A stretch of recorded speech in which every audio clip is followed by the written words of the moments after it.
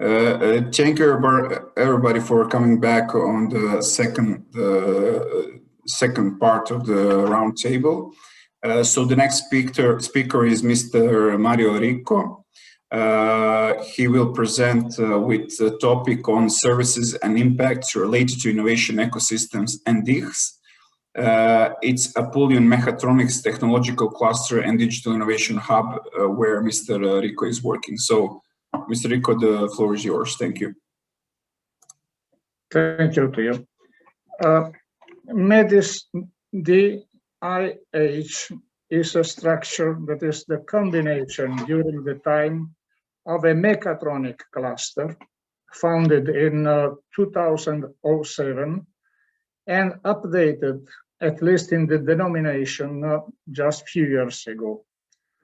I'm sorry, whenever new technologies come out very quickly, there is the fashion, let me call the fashion, to found for each kind of new technology, new structure, new legal entity that would make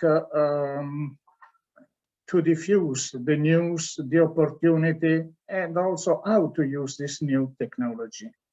So we were founded as mechatronic, but since from the beginning, and the same time of a bolt or a transistor, there was also a lot of electronic, a lot of digitalization, a lot of robot to move everything we were designing and proposing as new project since 15 years ago.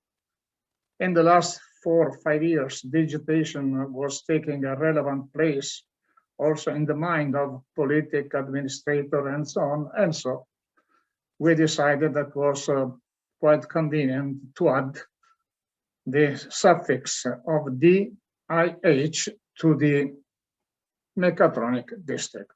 Nothing was changing, and so we have, without any break, we were continuing in doing our job.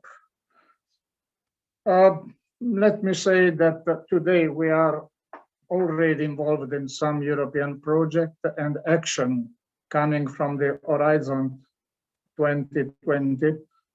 I'm sorry, I promised to speak Italian, but naturally now I'm speaking English. Shall I continue in English or? As you want, as you prefer. Okay, let's continue in English. And now we are trying to have a sort of medal in the edict call that is going on as a European call.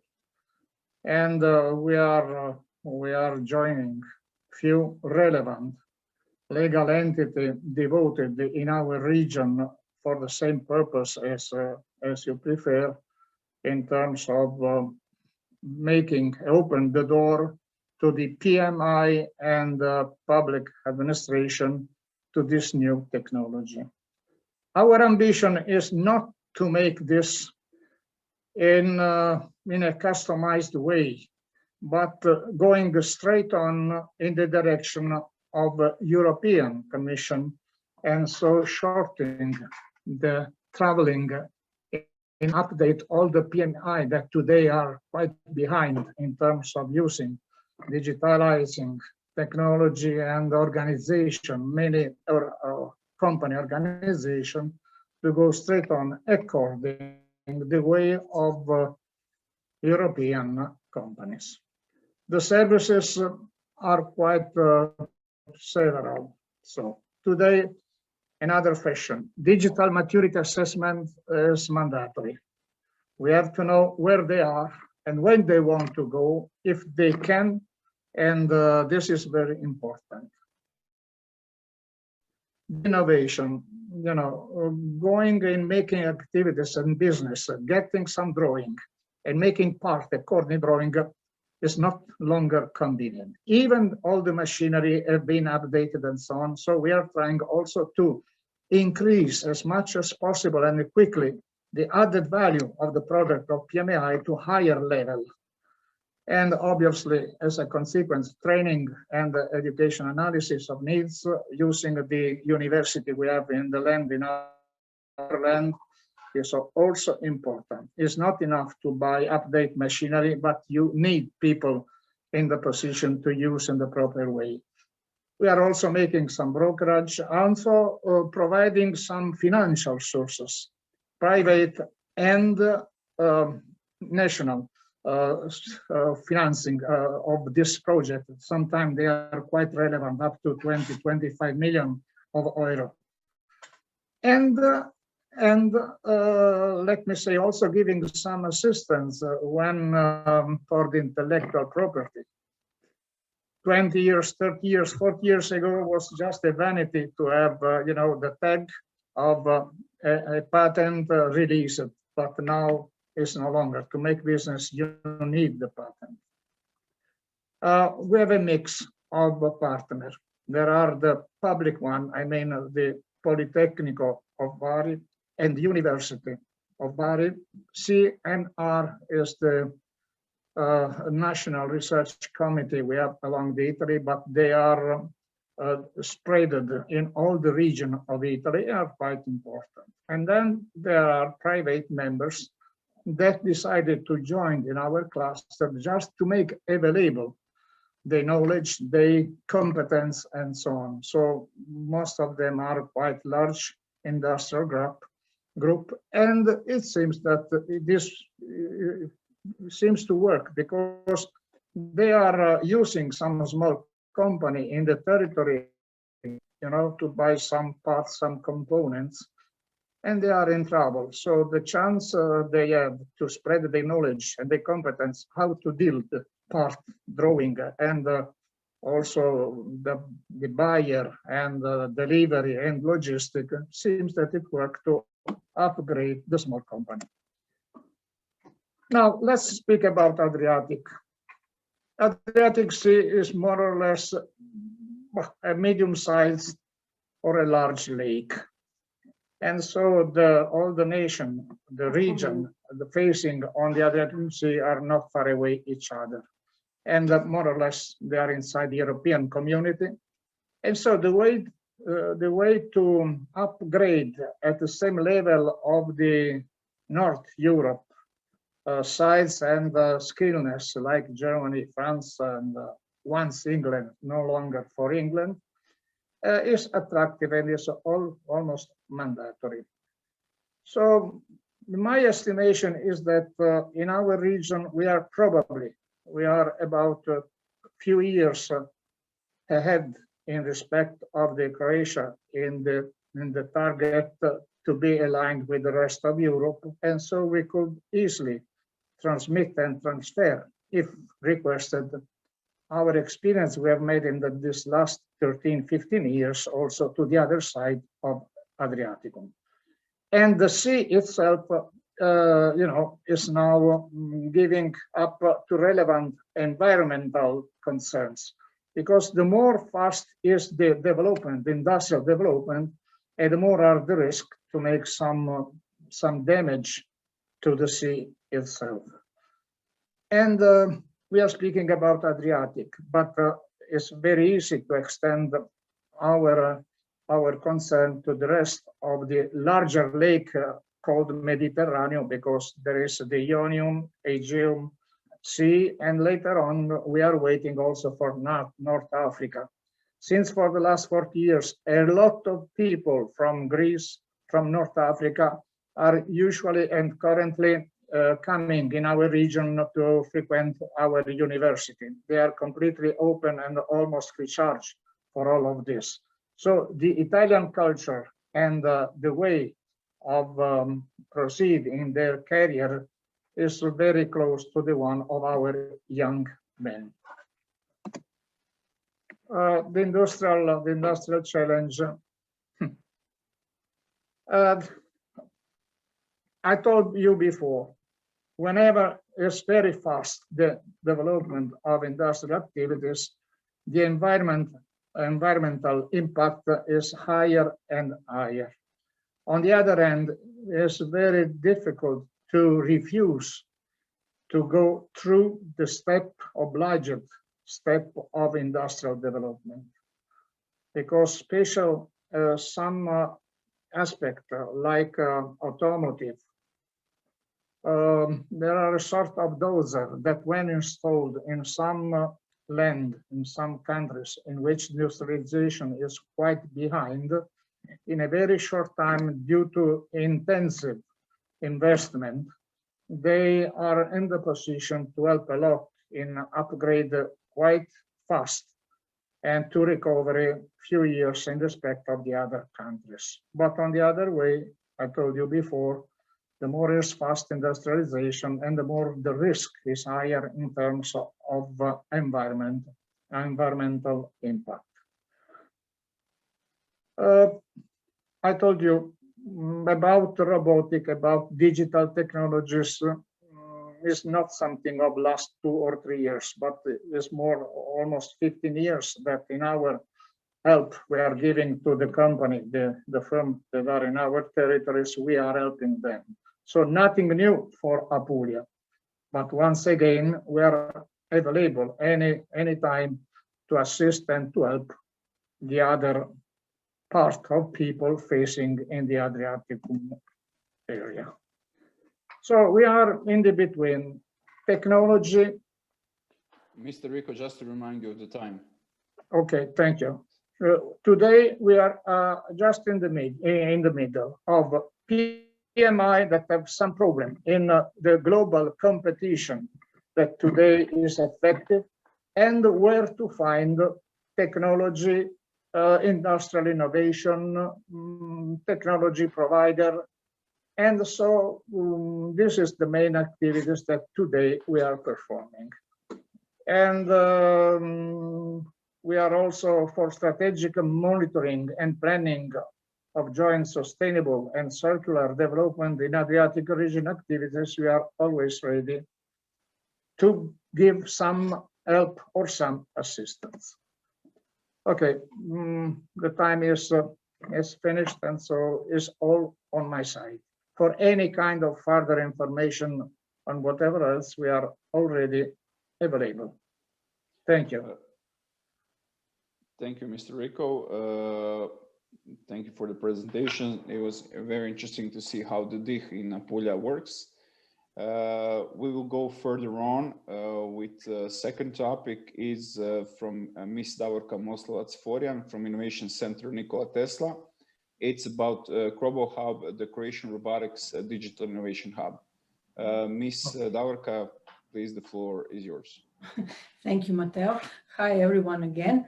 Yesterday, I presented you the high-level concept of digital innovation hubs and European digital innovation hubs, and today I will briefly present you. Our digital innovation hub. Okay, so the name of our Digital Innovation Hub is Crobo Hub. It is acronym for Croatian Robotics Digital Innovation Hub. We were kicked off in 2016. Crobo Hub is hosted and orchestrated by Innovation Center Nikola Tesla, which is owned and established by the University of Zagreb, Faculty of Electrical Engineering and Computing. So Crobo Hub is not a formal organization. It doesn't have formal structure, but it's a virtual networked organization of more than 15 partners. And it is located in Zagreb. Technical competencies that are covered by Crobo Hub, of course, it's robotics. It's in the name of the hub, and the artificial intelligence in general. So application sectors are various. So it's manufacturing in general. That means that, in fact, any company that is doing manufacturing, that is manufacturing something, can benefit from our hub. Also, we put emphasis on agriculture and public services like health and public procurement. These are some of our services that we as a hub provide: awareness creation, ecosystem building, brokerage, networking, collaborative research, because we have our main partner is Faculty of Electrical Engineering and Computing. We have a very strong partner in R&D, so collaborative research, concept validation, prototyping, and so on. At the moment, we have 15 people dedicated exclusively to RoboHub projects. But we also have a pool of more than 100 experts available at the faculty labs.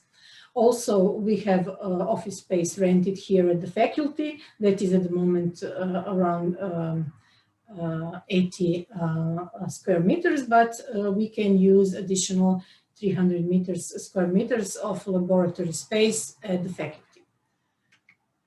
So what have we done in these 4 years? So we attracted more than 900 cases from 6 Horizon projects.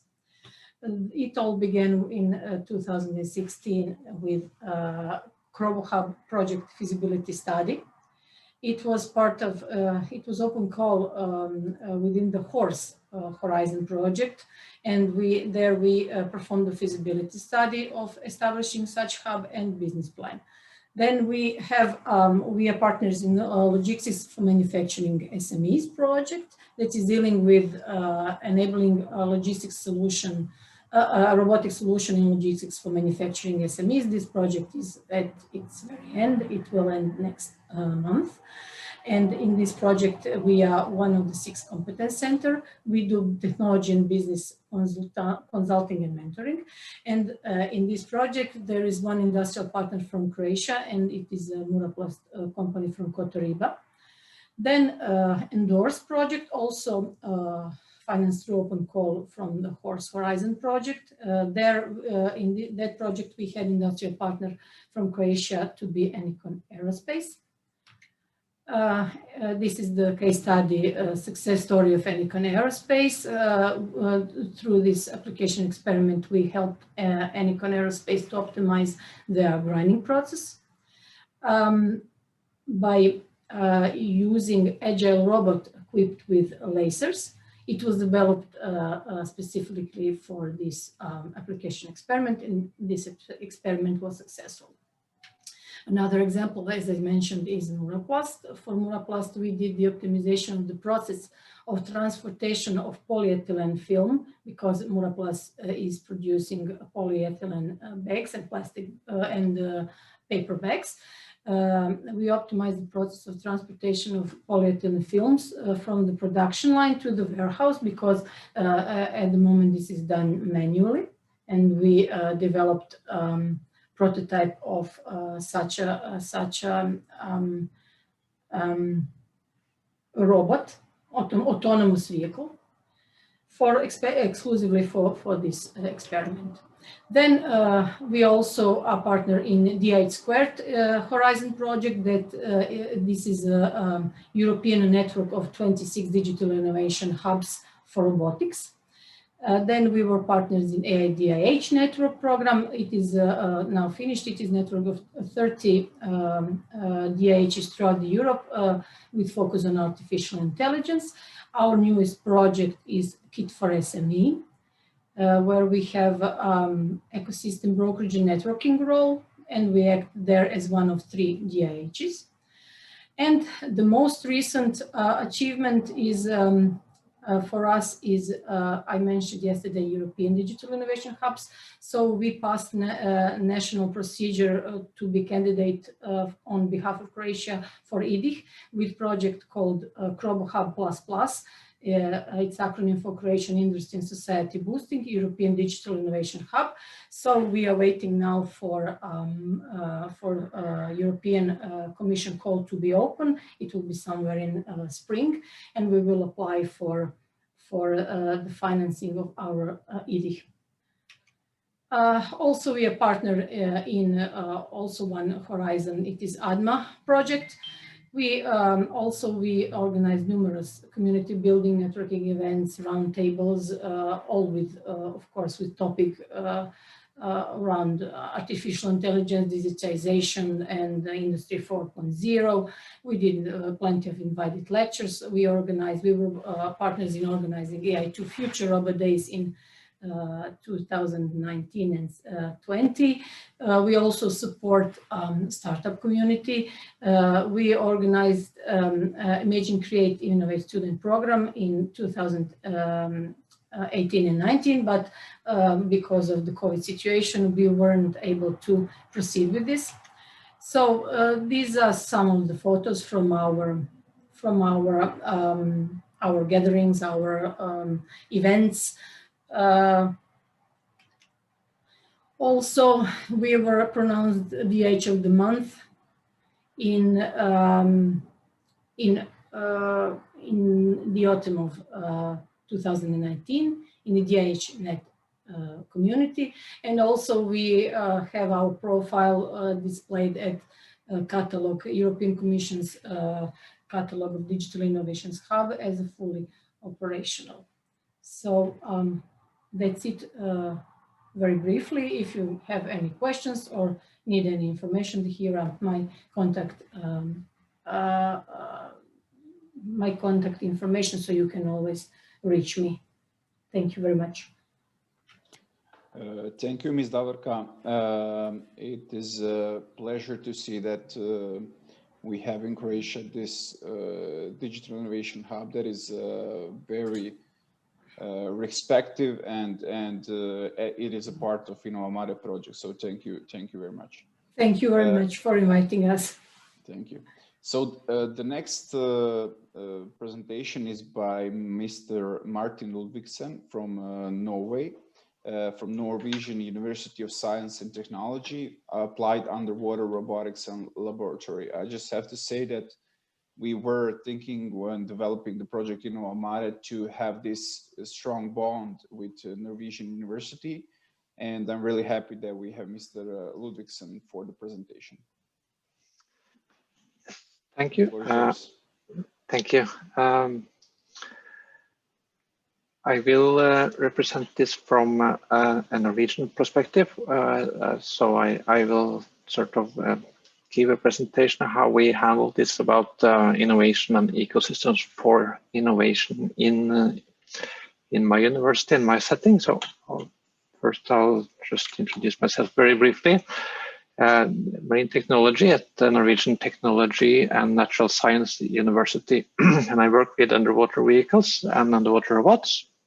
I do also have a strong interest for Arctic technology, and I'm a co-founder of the BLUEAIR robotics company. It gives me some experience with the innovation ecosystem at least in our university and my setup.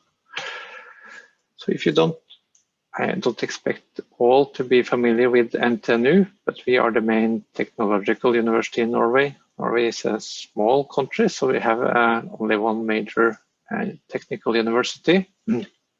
But besides the strong technological and scientific profile of the university, there's also directions for humanities and social sciences and medicine. In Norwegian context, I will guess we're still a small university, but in the Norwegian context, we are the largest with 42,000 students and approximately 7,600 person months hired. I can also, as a background, say that we work very strongly with a sister organization called SINTEF. So when we work towards the industry, the university quite often work together with SINTEF. And this is like a share of interests and responsibilities in the sort of Norwegian development and technology society. As a university, we take care of education and maybe we can say fundamental research. And in the case for more industrial and applied research, that will become the interest of SINTEF. SINTEF is also ideal organization, so they do not operate fully commercially. And of course, both NTNU and SINTEF have a collaboration towards other businesses, commercial industry, and the public administration. Sorry. So this sort of forms the background from the lab that I'm leading, the AUR lab. So I will talk a little bit about how innovation and innovation service work at our university. As a university employee, the university will own our IP and the technology that we develop. For the students and PhD students and postdocs, they also have the right to their own publications, but the software and solutions that are developed are still the property of the university. However, the university want to encourage us to bring this out in innovation processes, to commercialize this, and to help out doing that. We have a technology transfer office that handle agreement and licenses between the university and the individual researcher. So when an employee has an ID, he will typically go to the transfer office and get support and help, and also sort out the agreements about who owns and how to operate with the intellectual property. And then they can then take the next step, either to form a startup company. Then the transfer office will also assist doing that. The transfer office can also assist providing investors to have funding.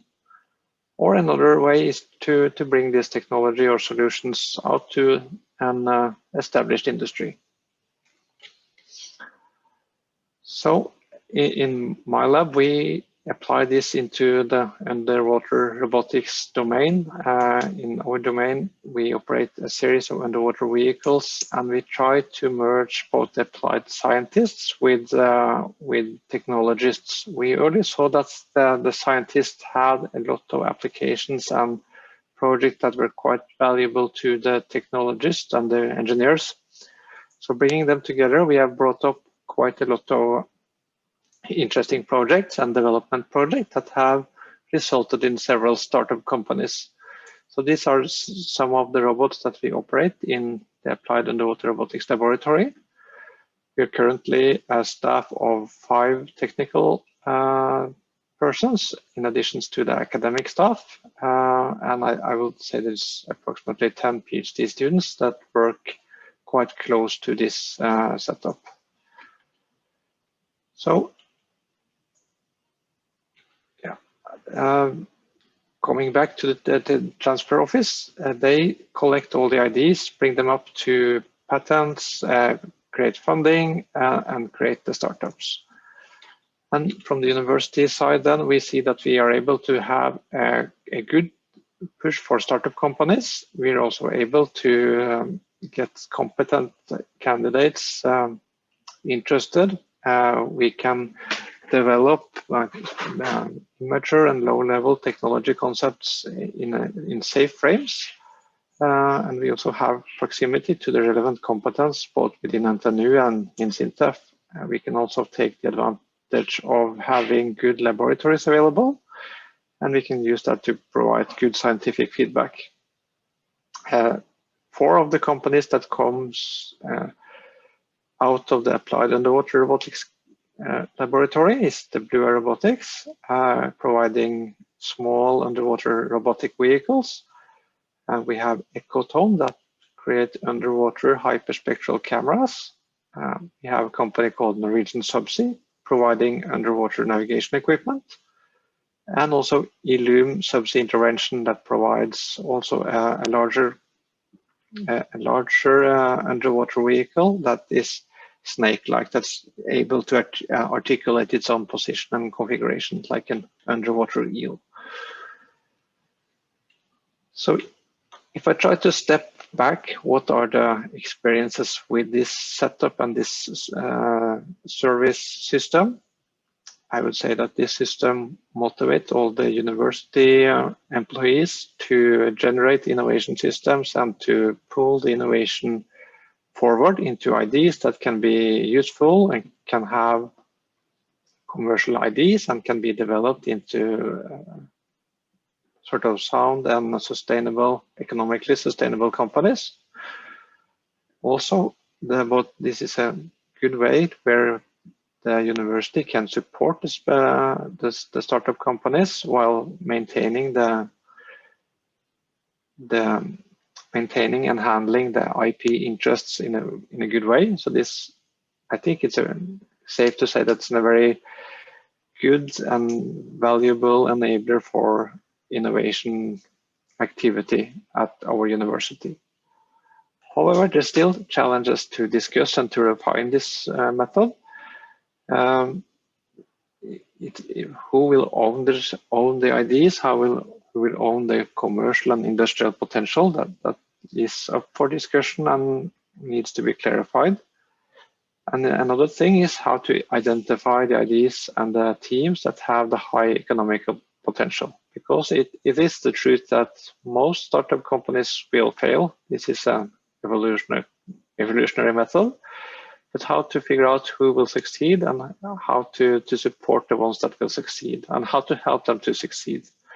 So that takes me to the last point here, how to increase the rate of success for these startup companies. We had the startup company BLUEAIR Robotics, where we developed an underwater vehicle, and this took advantage of all these mechanisms. We got all the help from the technology transfer office to establish the companies, to have all the agreements set up. And for the first 2 years, that was quite important before we got enough inertia of this company to become economically sustainable and to get developing also outside the university framework. So that was what I had. Thank you very much.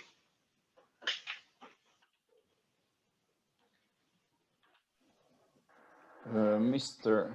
Uvisen, thank you very much for the presentation. We really feel that this is something that we can work on, and the field of technology transfer and knowledge transfer and how this process goes is something that we can really cooperate in the future. Thank you very much one more time.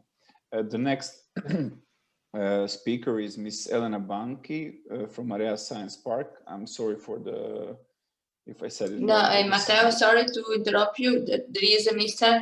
Gassene that have to speak. Please, Roberta. Yes, yes. Okay, so Mr. Gassen from Area, right? Yes, welcome. Welcome, Ms. Gassen. The floor is yours. Yeah, thank you very much. I just start to share my screen. Just a moment. All right. Yeah, hi everyone. My name is Glenn Gassen. I work as Director for Innovation Growth and Invest In at Enter Espo. And maybe to start with briefly about Espo. So maybe you don't know us by the name so well, but to say a few words is that we've been ranked twice as the most sustainable city in Europe.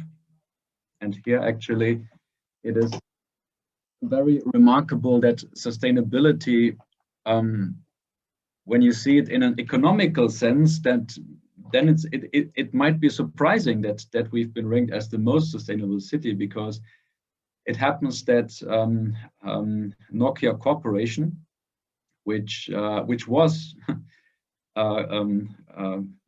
well 20 years ago the most valuable company in the world, is headquartered in Espoo. But we all know how that continued, and nowadays, well, Nokia Corporation is nowadays a world market leader in 5G technology. But back then it was obviously quite a shock for us. Well, but we've coped with the situation, and nowadays we are maybe better known for a lot of startup companies. So nowadays we have companies that build quantum computers, offer satellite imaging services at night and through clouds, or self-driving buses that drive in all weather conditions, to mention a few of the innovations that came out of the, let's say, the ashes of Nokia Mobile back then. But we can also say that we are, we could say that we were the happiest city and the happiest country in the world. Nowadays, actually, it's a neighboring municipality that is the happiest city in Finland. But well, also we've been twice a finalist in the EU Capital of Innovation Award. And last but not least, well, we are Finland's second largest city and part of the Helsinki region. But just to say you a little bit about the content that we have in our city. And this is a brief overview of our innovation ecosystem. And in the very, very heart is Aalto University, which is the leading university in Finland for technology, business, and arts and design. And VTT, the Technical Research Center of Finland, but also corporations like Nokia that I already mentioned. And actually half of the value in Helsinki Stock Exchange is actually located in Espoo. So we are home for Finland's most valuable corporations and the startups that I already mentioned. And actually startups is, well, to be precise, it's not the right term because it's rather about scale-ups. So we have seen companies that even during the last year that of course was critical for whole Europe and the world, that we have seen companies that have been hiring pretty well during the last year. And these were then companies that really have groundbreaking innovations that are now commercialized and building future growth.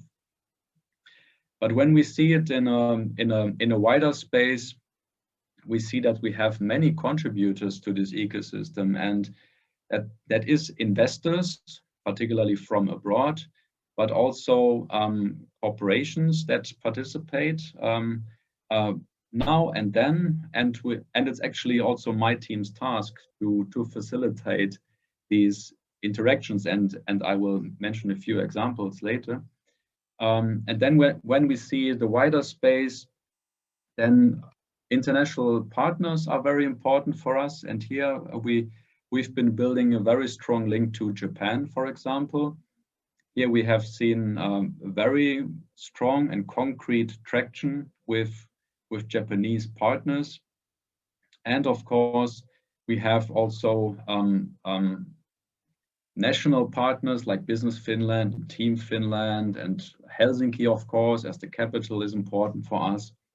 So that's a kind of brief overview of our ecosystem. And well, this is basically saying what we usually do, or in a summary. So we help companies to start operations in Espoo and in Finland, and we help them to find out what are the business opportunities, and then doing the maybe classical invest in stuff. So basically showing them where might be the right place, how to register the company and all that. That's a kind of, well, maybe usual toolbox, but the innovation search is actually what happens mostly before we do that, because most of the players that knock on our door, they are more or less interested in Finnish innovation, and they might have an idea that, okay, Finland is an innovative country, but what is it concretely? Who are really the people to talk to? Which are the teams that can do projects and all that? And this is maybe the real beef of what we do, and what also leads to all the other things that we do. Growth services, that's rather for our local companies. So we help them to grow with, well, international partners. That's one thing, but also finding for them growth opportunities that that are maybe due to our personal network that we have to these partners, for example, in Japan that I mentioned, or in Singapore, or in New York, where we have built bridges that we want to utilize for our local companies' growth. And then, well, last but not least, of course, we organize all kind of visits and programs, but that's maybe the boring stuff.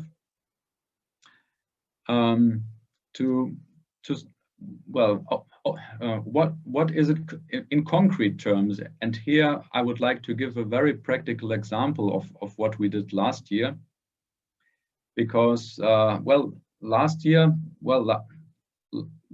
was all the time in Zoom or in Teams, but actually we've been able to create a very concrete traction for local companies when we supported 15 international corporates that were interested in finding out which are the startups to talk to in Finland. And well, we made it very straightforward that we have helped these corporates to find these startups to talk to. And from a corporate perspective, it was a probably pretty easy lunch. So we brought them just the right ones, and this is usually the tricky part, to find the right ones, because you can spend endless time in screening and all that. So we have made it very concrete, and we organized meetings with these 107 startups and scale-ups that we screened from all over Finland. And by now we have already seen that 9 collaborations started, and we have a good number of ongoing negotiations. So we are very certain that this number will grow. And well, this was a very concrete measure to build to facilitate new business in the very difficult times of the Corona pandemic.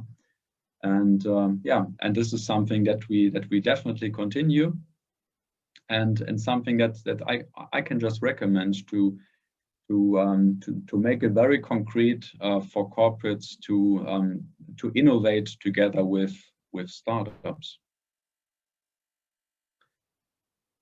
And as I mentioned, our activities with Japanese partners here, we have we have had Japanese partners for many years, but during the last 5-6 years we have seen a clear increase in activities with Japanese corporates. And well, we thought, okay, when we have so much interest from Japan, then we really need to make a special service for Japanese customers. And therefore we have created the Espoo Japan Innovation Hub, which basically is a very tailored service just for Japanese corporates, that we not only support by finding the right partners, introducing these partners, facilitating the further collaboration, but also helping them to really build their own network in Finland. So finding for them the right events to participate to, making a social media campaign, and really helping them to build their own network, because in the end of the day, we want to let them also do alone their steps here in Finland. And we have also established the Japan Innovation Party here in Finland, where we bring together Japanese that are in Finland, or Finns that are doing business with Japanese partners. And last year we made it, of course, virtually, and we had a great event that we organized together with Business Finland and JETRO, where we had in 6 tracks the very strongholds of Finland, and we had over 270 Japanese corporate participants. So this is also an encouragement, I think, to really address the Japanese audience, because there is lots and lots of collaboration potential. And another very concrete example is that, as I said, we have a lot of startup companies that are growing, they become scale-ups. And how can we support their future success? The best way is actually that we match them with major international investors, because they probably know already the local investors, maybe the European investors to some part, but finding really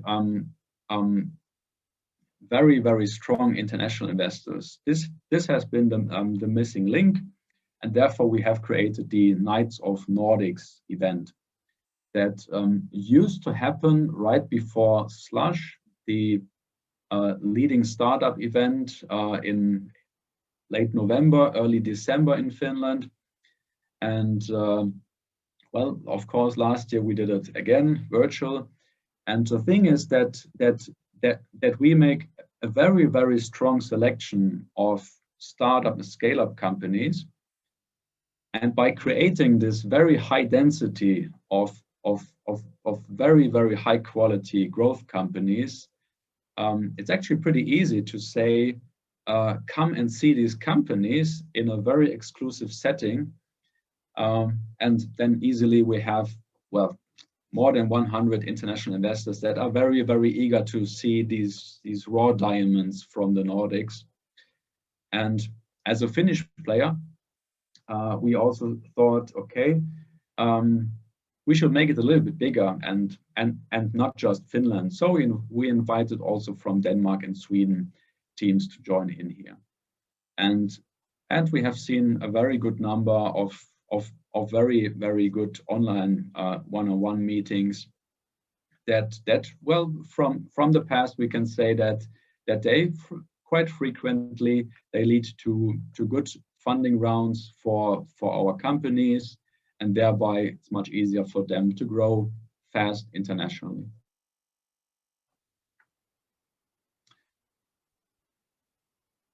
And this was well, a pretty fast overview. I hope I could also give some very concrete examples, because I personally like to see innovation also in very, very concrete terms. And in the end of the day, I think that innovation also always needs to be commercialized. Otherwise, it's maybe not real innovation. Thank you very much. Thank you, Mr. Gassen. It was a nice presentation, and I'm very interested for the model of ESPO. So, as I said, we hope we're going to have cooperation in the future. Further on, now we are going with Miss Elena Banchi. I presume that I said a good surname, from Area Science Park. Banchi, but it is okay. Banchi, okay, sorry. Okay, with BLUEAIR project, Blue Growth Smart Adriatic Union S3, where I can tell that Croatian Chamber of Economy is a partner as well. So yes. Thank you, and the floor is yours. Well, thank you for inviting us, first of all. As well, I already told you the project is just started in December. Now I would like to share my screen. Let me see. So, just a minute. Okay.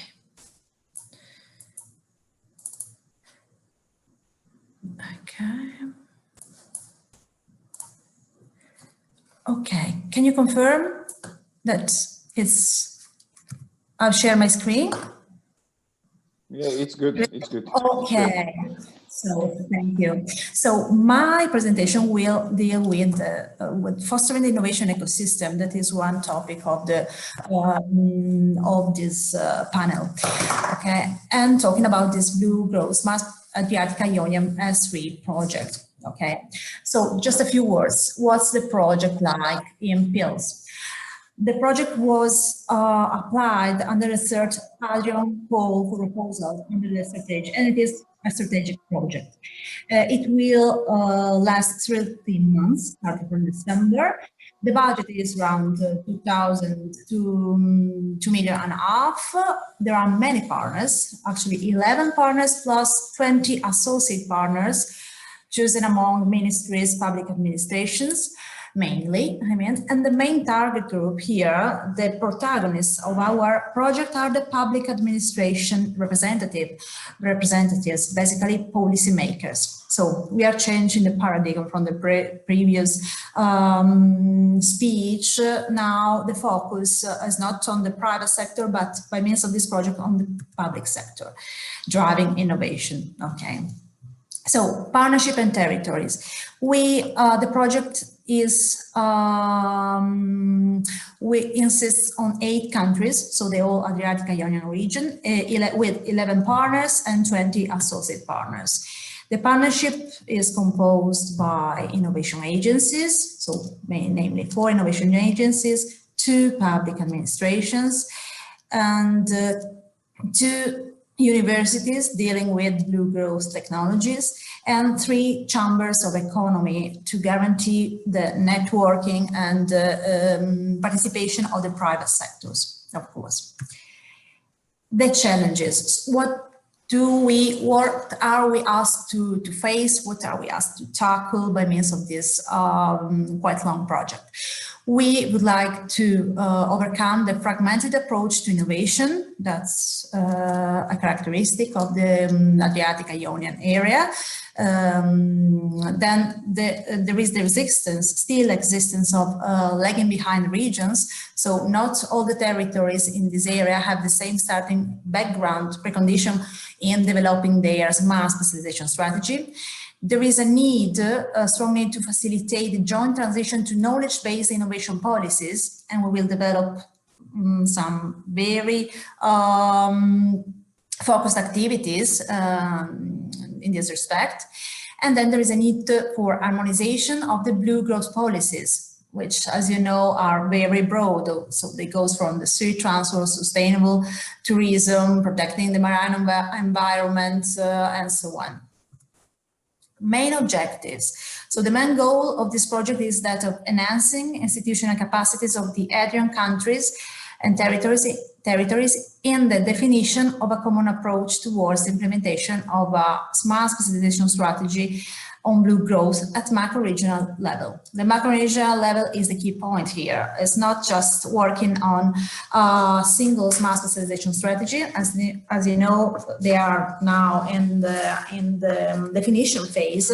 Many countries, or almost all countries, are defining their new smart specialization strategy, but it's about governing, creating synergies and common approaches in defining the next innovation policies in the blue growth sector in a harmonized way.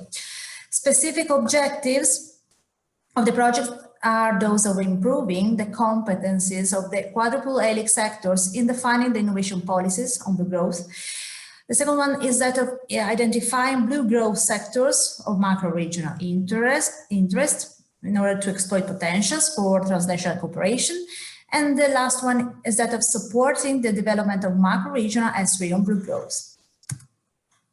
Main activities. Of course, we will develop many activities. We will start in this month. Right now, we have already started the identification of best practices on the blue growth innovation policies. Not just starting from the experiences of our territory, but also going beyond to all the European experiences. Then we will organize some mutual learning events. We will develop some S3 improvement toolkits, from guidelines to some specific tools for the development of an effective development of the entrepreneurial discovery process, which is usually a very tricky phase of the development of the S3. Then we will develop a technology foresight, some blue growth sectors, most promising sectors, a pilot EDP, some pilot ADP experiences. We will develop a blue innovation community on those bases, based on the participation of quadruple helix actors. We will develop, of course, an innovation strategy and action plan for innovation investments. And here is the link with the private sector. And then we will, of course, organize some capitalization events, such as the Blue Growth Weeks, and some community enlargement actions also beyond the Adriatic Ionian area. Main results. As said before, we have some main results that will be developed in the following months.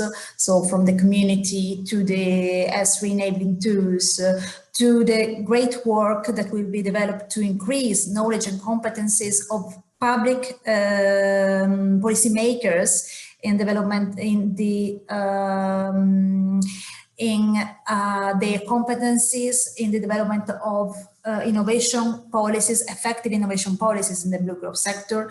We will also develop a new strategy for investment and action plan for investments on blue growth. And all these results, of course, will contribute in our mind to the definition of an integrated innovation ecosystem for blue growth for the Adriatic Ionian area.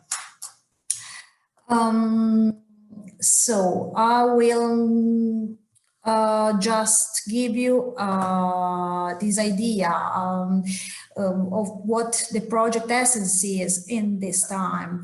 It is just reflected in this motto that is the essence of the project can be represented by 2 C's, this sentence, I mean, 2 C's, many untapped market opportunities, different coastal and inland territories, involved, moving towards a single approach, the BLUEAIR macro-regional S3 on blue growth. So this is all for the moment. I hope that you will follow our initiative also in the future. We are just moving now the first steps in this process, but this will be hopefully our contribution towards the definition of this innovation ecosystem on the blue growth. And that's it from my side. Thank you, Ms. Banci. My colleague, Ms. Šarić from Croatian Chamber of Economy, Mr. Šarić from Croatian Chamber of Economy is very excited for this project, and yes. He talks a lot about it, and I think it's going to be very, very important for giving a boost, you know, for the area of blue growth, because it will give a policy decision makers something where they understand how blue growth can help for total of growth in this region, Adriatic Union region, and it's a very good project. Thank you. Basically, we came to an end of today's session, second session in afternoon. I would like to thank all of the speakers today. It was very interesting for me to expand knowledge with practical information from the people who are working on digital innovation hubs or innovation ecosystem or technology transfer. And for the end, we can have a small discussion based on some of the questions that I have seen in the chat. So I can, you know, we can go through the question, or maybe if somebody else has a question besides that. So we have first was from Mr. Verta for Mr. Ludvigsen. If he can say in which way do they collect ideas on the faculty, on university? Yes, there is an arrangement where each researcher, he will appoint and agree an ID, and this ID will be described, and then it will go to this technology transfer office that will evaluate if this ID has any potential value in the mind of the transfer office. And in the case that if the technology transfer office sees that this has an ID, the researcher will have help and get support to develop that. However, if the technology transfer office are not able to see the potential economically. On the other hand, then the researcher is actually free to do whatever he wants with this. But there is an organization to collect and evaluate ideas from researchers, and there's calls for researchers to get out there, and there's also incentives for the researchers to provide ideas to the transfer office. Sorry, I have another question to you. From which side the ideas is coming, from public or private sectors, or SMEs in particular? In this case, these ideas comes from the university employees. So it's the researchers that bring forward their ideas for innovation and to see how the research can be utilized in a commercial application. Okay, thank you. Very interesting. Yes, thank you. I just have a small question. Is the call open all the time, or you have some yearly calls, or you have it open all the time? They can send an idea whenever they want. Yes, I would rather say that they can send in their ideas whenever they can, but there are more like campaigns to stimulate to get the ideas forward. Great. So we have a question from myself. Is Mr. Rico, Ms. Davorka, and others regarding the DIH, what do you think are the 3 most important services of DIH or technology transfer offices? What would you say? Okay. Mario Rico speaking. Mm-hmm. As for the situation in our country, Mm-hmm. I told you before that there are a lot of small companies. They have invested a lot of money in updated machinery, Mm-hmm. but still remaining in the position to be involved only in front of a drawing to reproduce the part according to the drawing. This means that the added value of their product is quite low in spite of the investment of machinery. So we were successful in going around this small company and by end bringing them to understand which is the purpose and the aim of such a part, where is inserted the part, and stimulating them and assisting them from the design point of view and development point of view to be involved or to involve themselves on their own in the upper level subsystem. Mm-hmm. In several cases, we were successful because these guys were introduced to understand the aim and the purpose of the part they were committed to produce, and they were going inside in the tire level much more profitable and presenting to their customer the system, subsystem with small costs, with some smart idea to improve performances, and not only remaining called only to make particle of iron and nothing else, even in spite of $1 million of investment for modern machinery.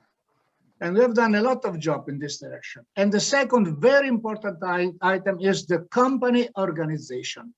Usually for company up to 20, 25 people, there is the owner that he's awoken 5 o'clock in the morning and starting to check if the plant is cleaned up, if the people are present, and he is performing everything.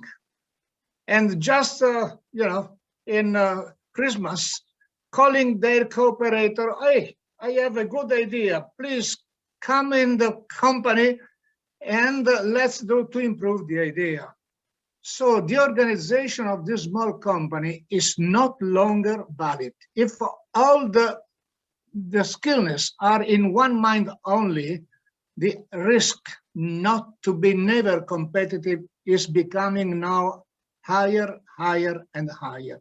So to split and to share competences and to make them only just to, to integrate and stimulating each of these different competences is not easy. But in several cases, again, supporting them in a different organization, not buying a larger computer or a faster computer, but how to organize the flow chart, of everything in their company was absolutely successful. Obviously, I'm speaking for PMI, not for large group and so on. Even if also for large group, we were making that some good, smart idea were coming from a small company, but giving a different best, because as they were presented, they have no chance to be successful in respect of large group, working in cosmos, not only in the world. Okay, thank you. Thank you. Any other regarding this question? The most important services of DIH and TTs, Mr. Ludvigsen, maybe. Do you have any suggestion? Where is the biggest focus and how to make the biggest benefit for the stakeholders? I think it's important to get the incentives to the sort of ID, the people that have the ID, so sort of they're incentivized to develop their IDs, and also they, at some level, people that want to bring forward IDs, they need to get training to how to take advantage of the ID. Because to be successful for a company, you need the market, you need the product, you need to build the organization, you need funding. These are all skills that you need to be taught because have experience in innovation.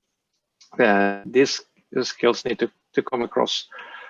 On the other hand, it's important to figure out how to be successful, because there is a challenge that as a small startup, you don't really have the big resources to develop this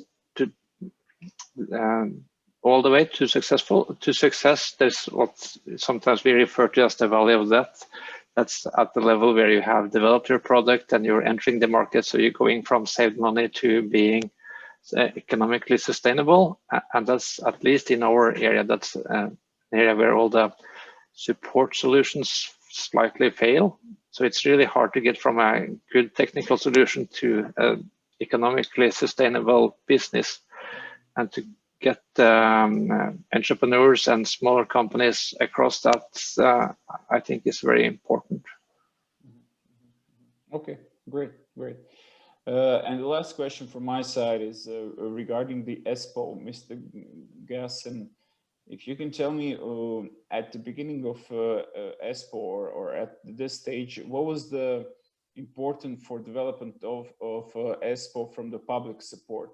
What would you say, how did it start to develop? What was the biggest push in development? Is some support or? Well, if we go very long back in the history, in the 1950s, the Finnish state basically set the seed for our ecosystem. A little bit like in Silicon Valley or in Tel Aviv and so on. But when you say it, but when you think about the recent time, it's actually that the very important pushes, they came first. That, I mean, all these people that left from Nokia, I mean, this was a huge talent pool. That's one factor. But the other factor is that Aalto University and its students, because these students in Finland, they are very self-confident, and this has a little bit to do with the tradition of student self-administration in Finland. But actually, they did things that well, one could not dream of. So they basically started the first entrepreneurship societies. They established a Slush as one of Europe's leading startup events. They set up Junction, which used to be, I mean, of course, last year didn't happen, but it used to be Europe's largest hackathon. Or they founded Europe's first student-run venture capital fund. And these are things that well, they didn't, no one asked them to do this, but it was just a huge amount of of students with lots of energy and ideas. They just did it, and luckily no one told them to stop doing this. So and now we are very happy about all this. So I would say that in the end of the day, it wasn't the public sector to initialize all this, but it was the public sector to encourage them and support them in what they did. And I think this is quite often the role that the public sector should take, not telling people what to do, but just supporting them. And I mean, there will anyway be a natural selection of good and bad ideas. And usually people also themselves, they realize at some point maybe that's not the best idea, and so on. So we don't need to take care of this. I think that the public sector should just support these people. And it can be small things that, well, of course, the Prime Minister visited Startup Sauna a couple of times. That's very nice. But then, I mean, setting the frame and doing wise legislation, so that in Finland now, I mean, there is no legislation that would forbid, for example, self-driving cars and all this. So I think that's wiser to do it like this.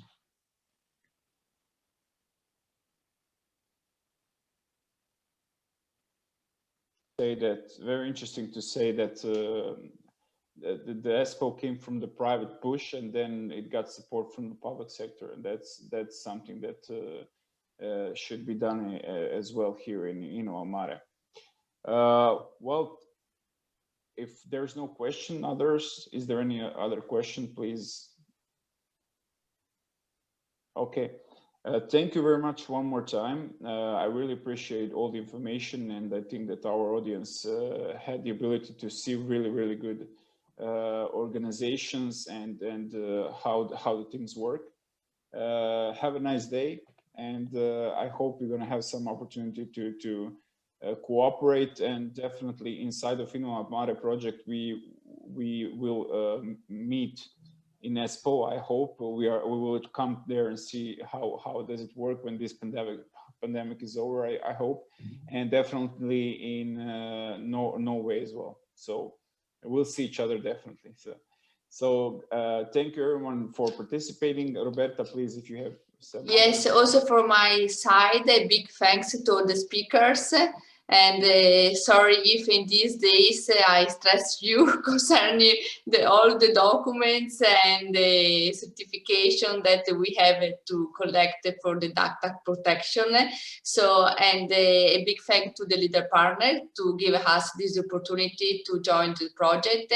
And I'm sure that we are going to Finland and Norway to see these interesting realities, and we are keeping in touch for these new activities that we want to implement. And finally, we will inform you concerning our final position paper during these roundtables that the project is organizing in these months, in order to collect also your feedback, in order to be in line with your suggestion of the discussion of today. So thank you very much. And at the end, just if you have a few more minutes, I'd like to put the project video just to see the vision of InnovaMare ecosystem. Just a few minutes. Just a second.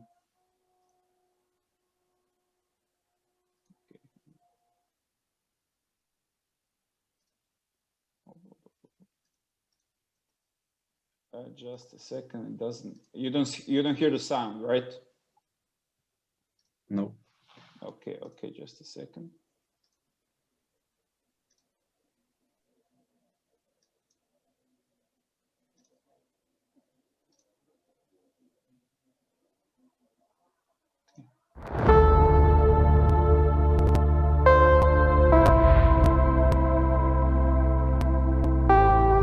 The seas and oceans are our greatest source of biodiversity. They cover 71% of the Earth's surface and contain 90% of the biosphere. European marine waters cover 3 million square kilometers, equaling the total landmass of Europe.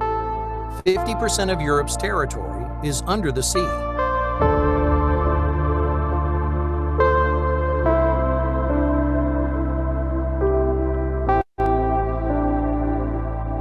The Adriatic Sea is facing major impacts from overfishing and pollution, which is the result of discarded plastic objects.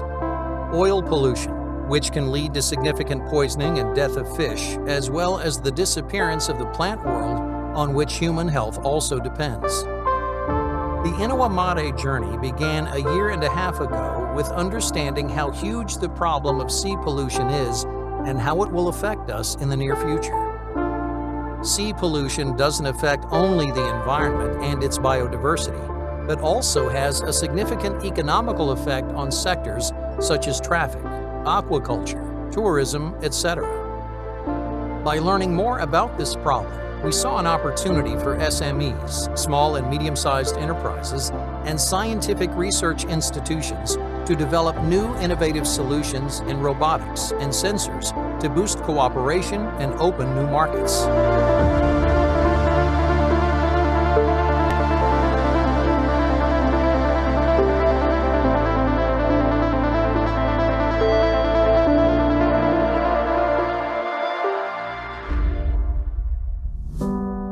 Many people confuse the terms creativity with innovation.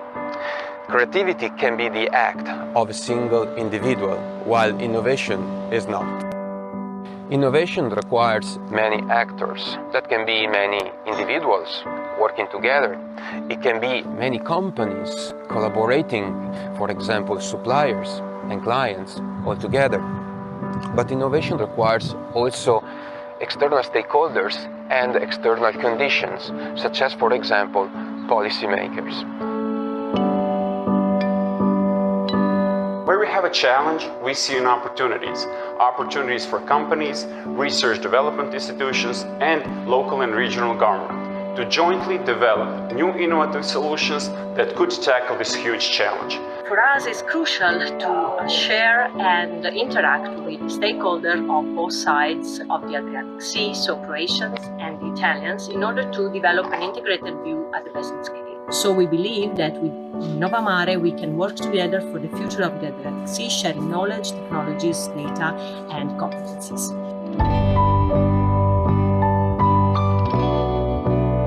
The main goal of the InnovaMare project is to develop an innovation ecosystem through establishing a digital innovation hub in Šibenik with a branch in Italy and as a digital tool, a cross-border interactive web platform. It will enable us to establish a network for cooperation, collaboration, exchange of knowledge and information for the development of innovative technological solutions that will have a significant impact on monitoring and prevention of sea pollution.